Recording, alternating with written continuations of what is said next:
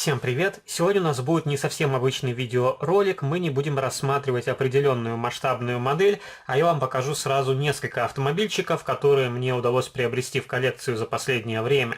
Те автомобили, которые вы видите на вашем экране, куплены на барахолке. И здесь представлен как советский автопром, так и импортные модели от производителя AutoArt и Gamma Mini. И также я вам покажу еще две модели из журнальных серий, которые я купил в одном интернет-магазине.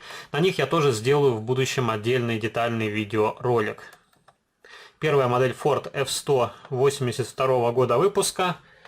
И вторая машина это Chevrolet Silverado 97 года выпуска.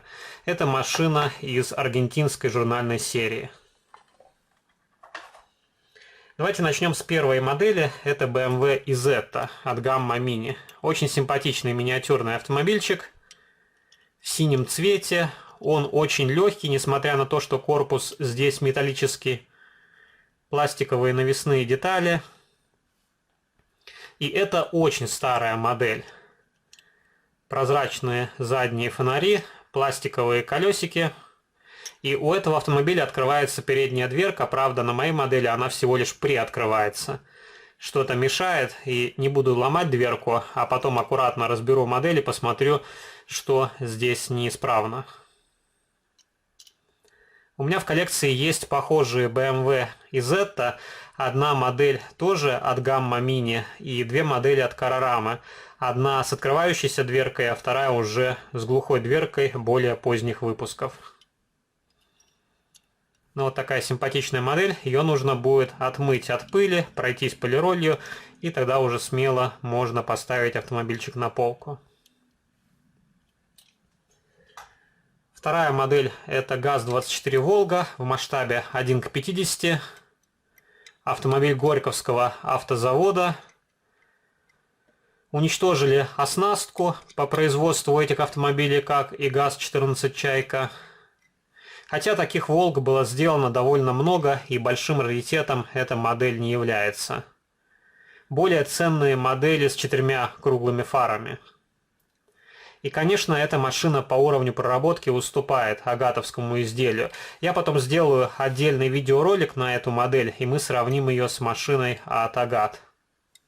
Нет открывающихся элементов. Очень примитивно сделано днище.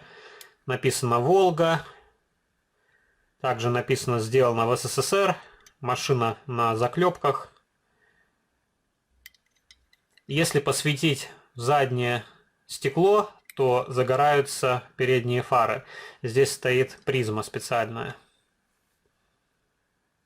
Ну вот такая Волга.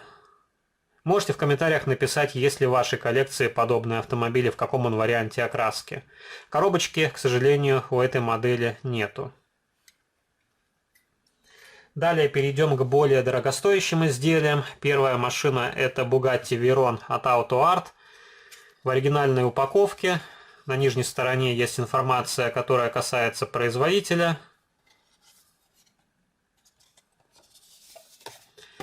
И проблема с этой моделью это покраска. Сейчас я ее распакую аккуратно и покажу, что не так с покраской этого автомобиля.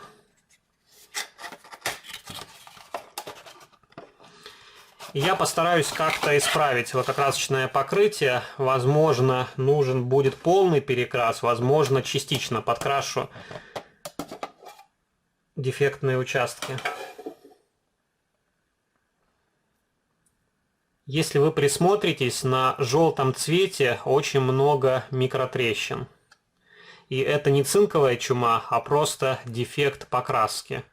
Да, даже у AutoArt встречаются некачественно покрашенные модели, но их очень мало, и они практически не попадают в открытую продажу.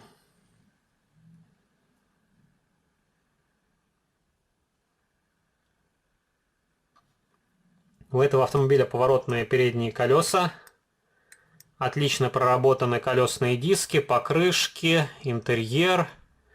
Также прекрасно смотрится моторный отсек.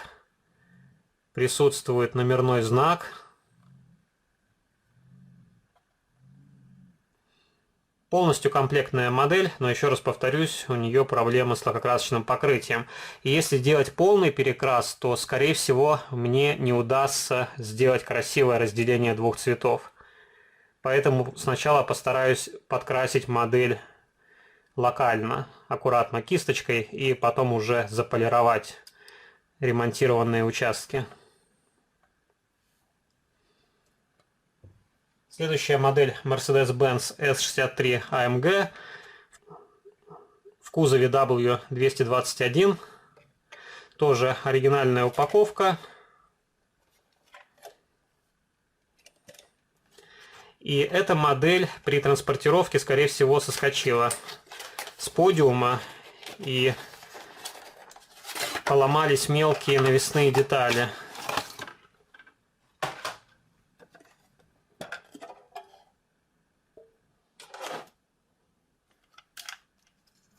Тоже можете написать в комментариях, что следует сделать с этим автомобилем. Пустить его на запчасти или попытаться отремонтировать. У меня в коллекции есть еще один такой Mercedes, только в черном цвете. Сломана дверная ручка, также царапина на водительской двери. Немножко повредилась антенка. Погнулся маскот на капоте. Вылетело сиденье из посадочного места. Также сломалось зеркало заднего вида. Не хватает одной насадки на глушитель. Видно, сломано крепление на днище. Я уже откручивал нижнюю часть автомобиля, но днище не выходит, что-то мешает. Скорее всего, бампера здесь тоже на защелках. Если кто-то из вас разбирал эту модель хоть раз, то напишите в комментариях, как правильно снять днище с этого автомобиля. Тоже поворотный передний мост. Отлично проработаны тормоза. Огромные суппорта. Прекрасные колесные диски. У AutoArt очень красивые модели. И жаль, конечно, что эти автомобильчики с повреждениями. Но еще раз повторюсь, я их такими покупал за довольно хорошую цену. И покажу вам последний автомобиль. Это Lamborghini Aventador LP704. Тоже в оригинальной упаковке. Так выглядит нижняя сторона. И проблема с этой моделью в том, что у нее не хватает колес и днища. И у меня только два вопроса. Куда делось днище и кто его снял, чтобы отремонтировать какую-то другую модель или просто переставить колесики. Ведь по большому счету это лучшая Lamborghini в 43-м масштабе на сегодняшний день. Так выглядит колпак. Здесь в пакетике положили задний диффузор.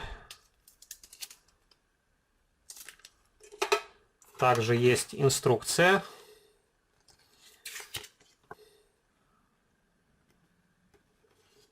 Показаны открывающиеся элементы.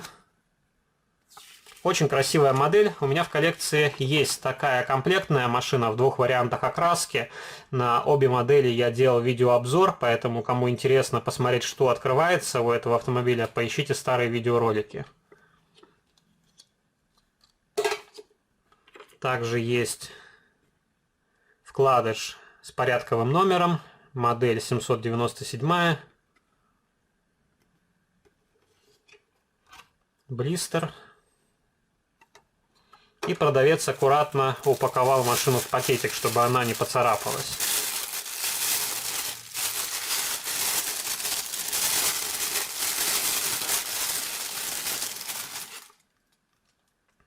Так выглядит автомобильчик без колес. И можно попробовать подобрать колесики к этой модели.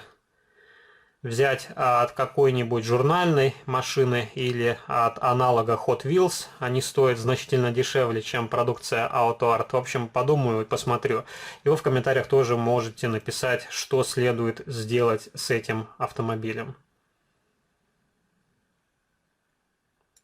Поднимаются дверцы. Отлично проработан салон. Можно посмотреть на Подкапотное пространство. Очень красиво детализирован моторный отсек. Также поднимаются боковые воздуховоды, спойлер. Открывается крышка багажника. Ну, естественно, были поворотные передние колеса, но сейчас вы это не увидите, потому что их попросту нету. И вот так выглядит автомобиль изнутри.